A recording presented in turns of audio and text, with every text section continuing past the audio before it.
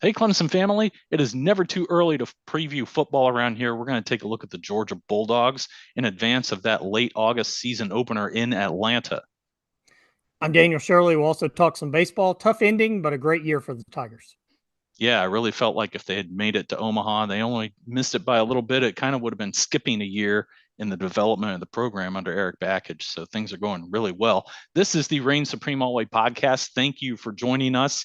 We are going to try to win the offseason. I said that last year and I jinxed us. So I gotta say it again and we got to break that jinx. But we are going to preview every opponent this year. We are going to preview every position coming into the season, but we'll also mix it in with some other topics so that every episode isn't just about that. We're going to do something called 10 for 24 on each of those topics for sure. YouTube.com/Clemson Kickoff, great place to find us. Every episode is right there. You can also find our website, clemsonkickoff.com. It's under reconstruction, but you can check out what we have there so far. We do post our episodes there. A link to YouTube Music, where you can find our channel if you just want to have the audio podcast on the go. And also, by the way, you can sign up for email alerts. We will let you know every time an episode drops because, sometimes these notifications when you subscribe don't always fit your lifestyle. So we'll have that option for you as well. Let's get into baseball. And my goodness, I mean, both games were really close against the Florida Gators. I'm down here in Central Florida. I never knew how much I could dislike the Gators until this series took place. Just what an effort from the Tigers in every regard. A lot of stranded runners late in the season, and that continued into that Florida series. Some people got fired up about the refs. I just say, hey, yeah, you can, or umps, I should say, yeah, you can say that, but you can also say, hey, play better, drive in more of those runs, keep a few guys from scoring, and you don't have to worry about a bad call making the difference there on you. But I'll tell you, Cam Cannarella, Jacob Hinderleiter, the rest of the Tigers really put forth a heck of an effort. You don't forget they were without Andrew Chufo, and we'll talk about him a little bit later too. Yeah, I mean, look, even with the umpiring in game two, uh, they were in position to win the game. And if they can just get out of that last inning, they win the game. But they unfortunately couldn't do that. Game one, I don't think the umpires were a problem. I think it was Clemson had a 4-1 lead. It probably could have been 5 or 6-1. And then Florida had a big inning, and Clemson really could not slow that lineup down. I think the more talented team won. I mean, if you look at this team, these two teams, I mean, there's a reason Florida was the number 2 team in the country going into the season. There are major league prospects up and down that lineup. There are major league prospects in that rotation. Clemson was a little more smoke and mirrors with, especially with the pitching staff. So the lineup was good, but there aren't 5 or 6 MLB prospects in that Clemson lineup like there are Florida. I don't think so. I think they overachieved. I think they definitely got the most out of this team. That's all you can ask for from a coaching staff and the players. The players gave everything they had. There's 2 or 3 stars on this Clemson team, and we saw that with Aiden Canuck and Cam Cannarella. But this is still a building process of building out this roster over what happened under Monty Lee and that previous coaching staff. I don't think it was a complete rebuild or teardown, but it's pretty close. And 2 years in, I don't think you could have asked for anything more from Erik Bakich and his staff. If we'd have told you 2 years ago this program is going to go to the regionals, host a regional, year 2 they're going to host a super regional, I don't think we would have believed that, Bill, 2 years ago. And so I think the program's in really good shape. I think the future's bright. The recruiting is going really well, and I think you're going to continue to see them build. Yeah, a fine signing class coming in this offseason, and maybe we'll get to that in a future episode. The biggest things, hey, the locker room is the portal, is Dabo Sweeney's motto. Well, you've got Cam Cannarella saying, hey, I'm going to be back. There's no place else I want to be. Aiden Canuck coming back saying there's no place else he'd rather be. That really helps establish some momentum early to get some guys in, get some more portal guys coming.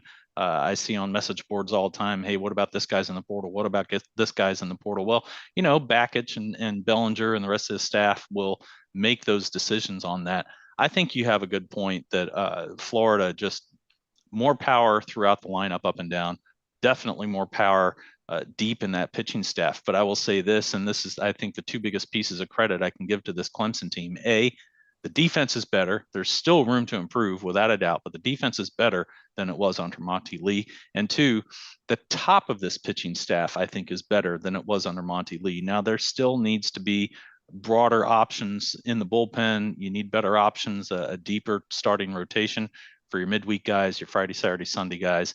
Tristan Smith did a nice job of finding his form late in the season that may prove a little costly for the program because he may have put himself in position to get drafted.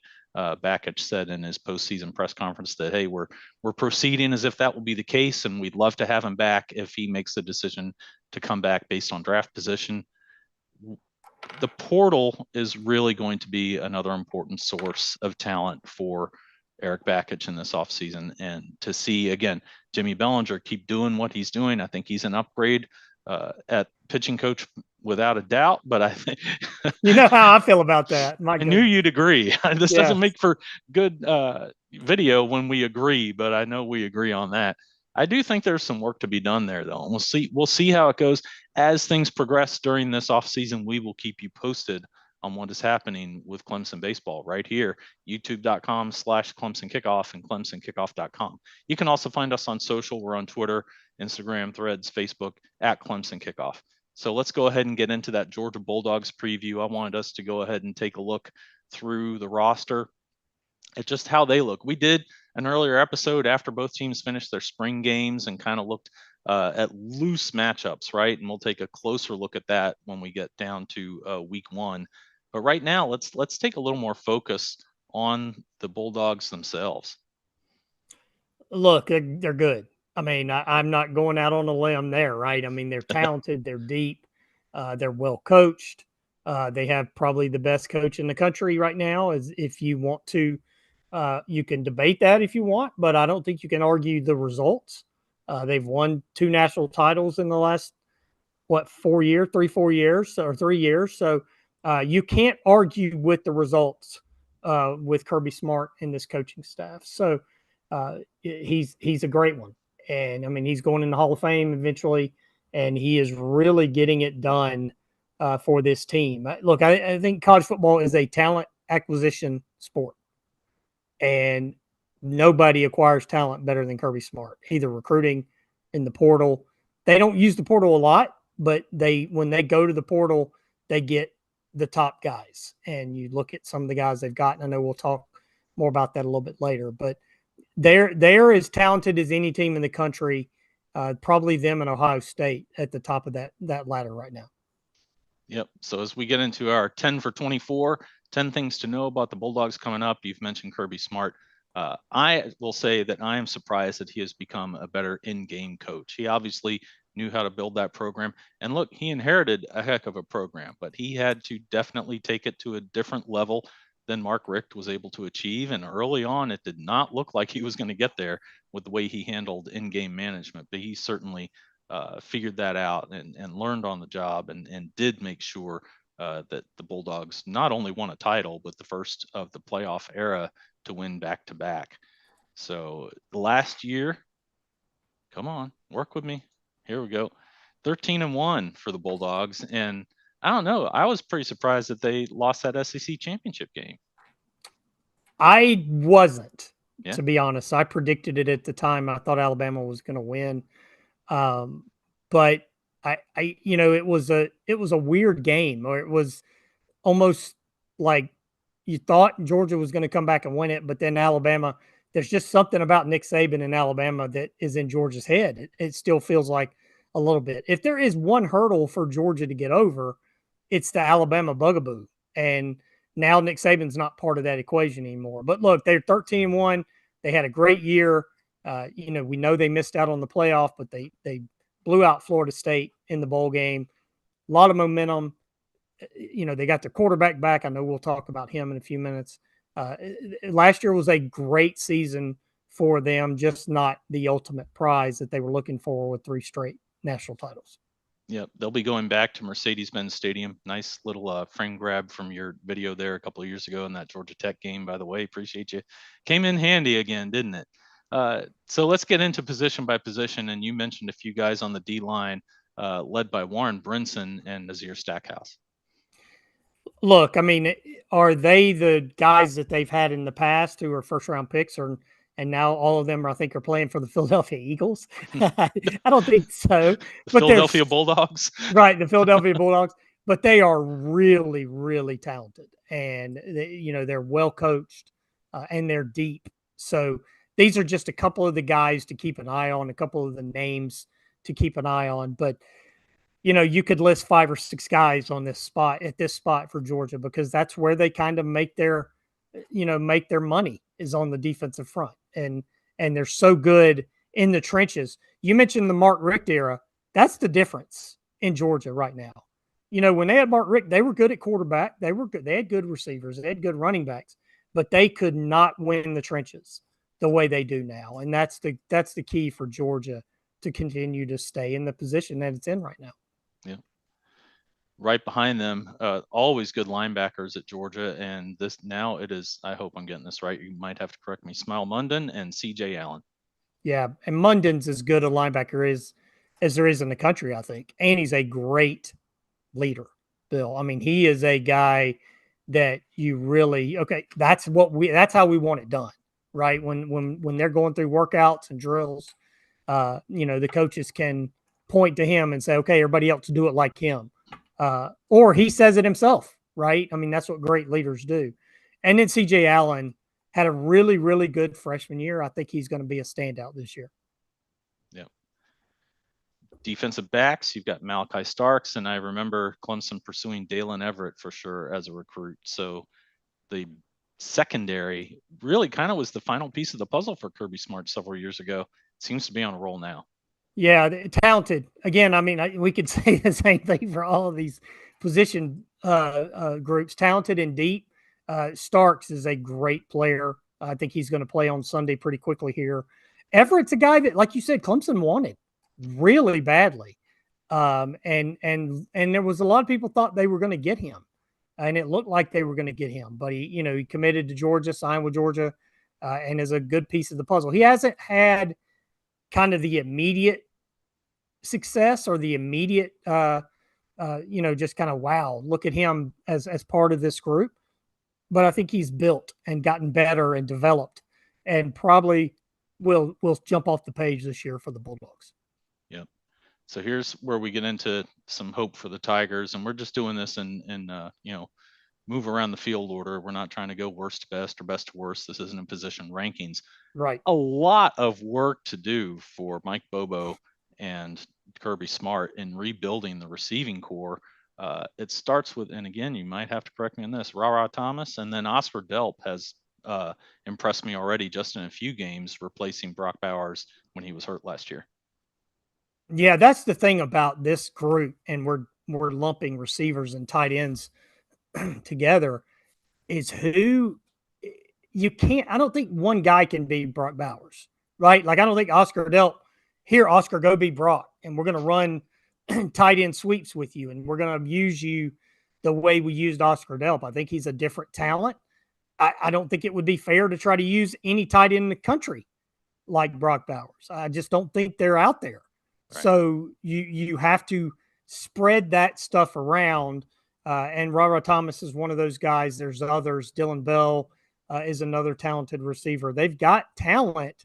It's just, Georgia has been sold a bill of goods to recruits for a while by other people, is that Georgia doesn't recruit receivers or doesn't do well recruiting receivers. It's just not true. No. Now it's been a long time since they've had 1,000-yard receiver, but they spread it around so much. That is the key for this offense. Yep. Good model if Clemson were able to follow that this coming year. You go into the offensive line, and I know you had one comment for me. You keep better track of the Bulldogs than I do these days, especially. And it's just another deep, deep group. And you've mentioned the T word, talent. They've got it in droves. They always have. Especially since Matt Luke came aboard there. Well, hey, at least we've got him building Clemson's offensive line, and we have seen where he can get a group. We don't know how quick he'll get there, but that may be the most fun thing to watch about Georgia's offensive line is what do they look like now? And is that a preview of what Clemson's going to be in a couple of years? Yeah, big and physical, right? I mean, just absolutely punch you in the mouth. And we're going to, yeah, we're going to throw the ball, but we want to be old school up front.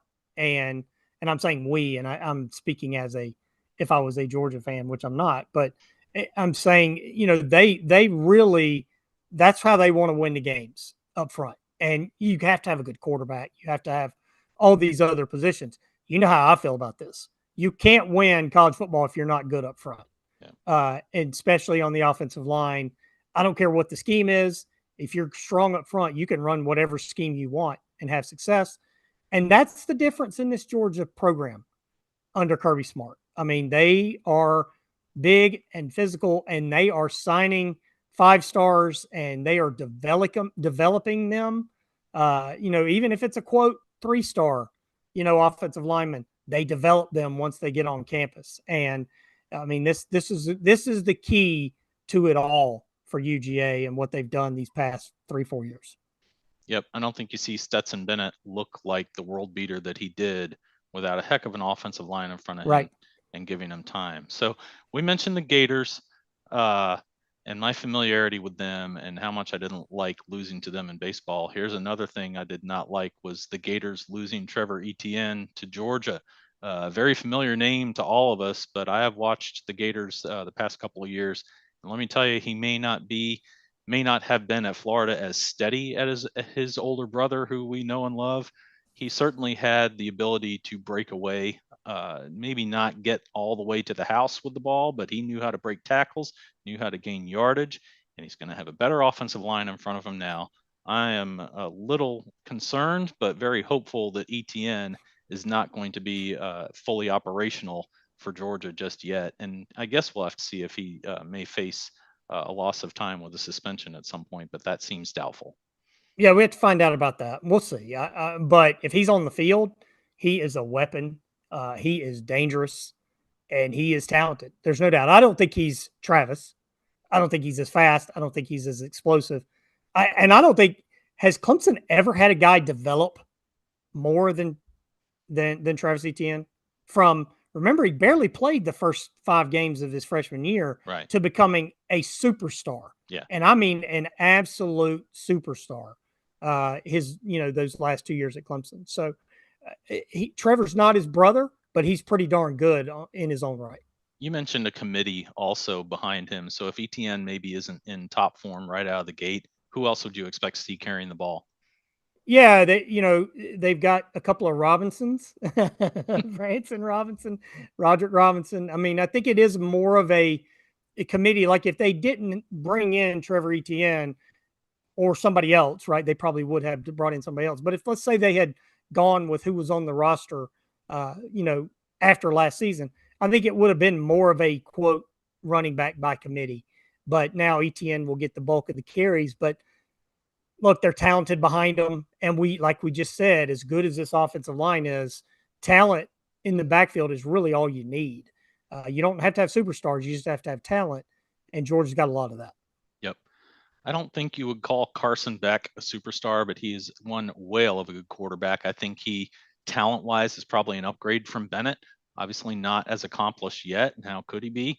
Right. But when I've seen Beck play, I don't know that I've seen, first round overall choice in the NFL draft, but he's very, very good. I do see first round pick. I don't know about overall. Again, that's we see how the draft plays out. It can change between now and then. I think Carson Beck is really good. I do. And again, he's only as good as the other 10 guys around him, right? You can be a great quarterback and have a bunch of slugs around you and you're not going to look great. But no, I think Carson Beck is really good. I think he's a first round pick. He's got the size, he's got the arm. I think he's got the readability as a quarterback that to process and run the offense and do everything that you need to do in the offense. He's really dangerous, and he's going to be a tough one for Clemson's defense in this season opener. I would like to see him face more pressure from the Clemson defensive line than he has faced so far. or maybe at least equal to what Alabama was able to do, and Right. keep him contained. I don't know about controlled, but certainly they managed that game well by keeping Beck just a little bit off of his game. And maybe, there's a chance to, between not maybe having the synchronicity with the new receiving core that you would expect that he had last year, there's a chance to disrupt this offense. But Beck is one heck of a challenge to be able to do that. I think overall, you see this Georgia team as a preseason number one. Like, where did we have a weakness on this list? I keep looking to my left here and looking at the list out of the corner of my eye. You look up and down, they've got guys everywhere. I mean, this is like you and I used to talk about the lineup going into 2017, going into 2018. Clemson looked three deep at every position back then. Now Clemson looks more like two deep at every position there. And when you see some injuries, it has an impact on the game. Georgia does not look to have that level of fall off yet. You just over and over and over with the recruiting they do, with the way they process out guys who don't really look like they're going to have it, and they bring in a large signing class every year, keep the cream of the cream, and let some of the other guys move on. Bring in a transfer, 3 or 4 where they need to. You look at Etienne, that certainly falls into that category. They really, maybe other than this receiving core, again, they're not rebuilding, they're reloading, as the cliche has become. Yeah, they are. I look, I think as we go into this new 12-team playoff, we'll have to see how that affects all of this stuff. We don't know. I mean, I think we know, but there's going to be unforeseen consequences of the 12-team playoff and what that becomes. But I think Georgia is as talented a team as there is in the country, right up there with Ohio State. We've seen what Ohio State has done this offseason with its roster, going all in on trying to win a title this year, and probably putting a lot of heat on Ryan Day. I don't think there's any heat on Kirby Smart because of what he's accomplished, but I think they are definitely in the mix to be the favorite to win it all. I mean, if you said that right now, Bill, who's favored to win the national championship? I think it's Georgia and Ohio State. And, I would throw Oregon in there. I don't know that a lot of people would, but I think it's going to be those two teams at the top of most of those lists. Yeah, I mean, I'm not as sold on Ohio State as a lot of people, and I do think that Oregon has a chance kind of coming into the Big Ten to show them something that they haven't seen very often throughout that conference. It's almost that Urban Meyer effect when he took over Ohio State and got them really rolling. Like, he was using speed in offensive and defensive schemes that really weren't very common back then. It stood out and it put them head and shoulders above the crowd. I think Oregon has a chance to do that. I'm not predicting it. I think if I had to predict someone to win the Big Ten, I think it's Ohio State, but I'm not sure they get all the way through the playoff. I look at Georgia and I see a team that can do that. Let me ask you this, Daniel, are there any positions that maybe are kind of like wide receiver where you've got names, you've got talent, but it is a drop off? And if there is going to be an unexpected weakness on the team, what other position might it be? Well, I mean, again, tight end. I mean, I think we lump tight end in there with receiver, but I think the tight end is the huge question mark. Um, look, I don't know about their secondary. I think it's pretty good, and I think it's deep, but I don't know that there's like, oh my God, we can't throw on them. So, Yeah. and again, a lot of that's tied, right? How much pressure are they getting on you? How much time do you have to throw the ball? So all of that works together. But I think the secondary is a little bit not a question mark, but if you put this secondary on any other team, you go, wow, we got a great secondary. But we're comparing it to the other positions on this roster. I think that's one where you go, okay, let's see what happens there, as opposed to, oh my God, that's a huge question mark. I think it's more of that. Yeah. Can't wait to see that game. I'm really on the fence about going. I don't think my schedule is going to allow me to, but if there's any possible way that I can figure that out, I'll be there in the Benz. I still haven't been in the Benz. I got to see that stadium. Is that right? My wife's been for a United game, but I have not been able to get up there yet. So I'm looking forward to it the day that I finally get in there. Maybe it'll be for a very important playoff game later in the year when my schedule opens up a little bit. Well, we will keep doing these. Next up will be App State. We will get you familiar with the Mountaineers becoming maybe the best team in the Sun Belt Conference this year, and we'll get into some of the reasons why, if that turns out to be the case, why it would be. And then we'll also start doing some position previews, beginning with the offensive line. There's a commit for 2025. We'll get into him in that episode as well. And until those next episodes at youtube.com/Clemson Kickoff, where you can subscribe and make us happy, I'm Bill Zimmerman. I'm Daniel Shirley. Go Tigers.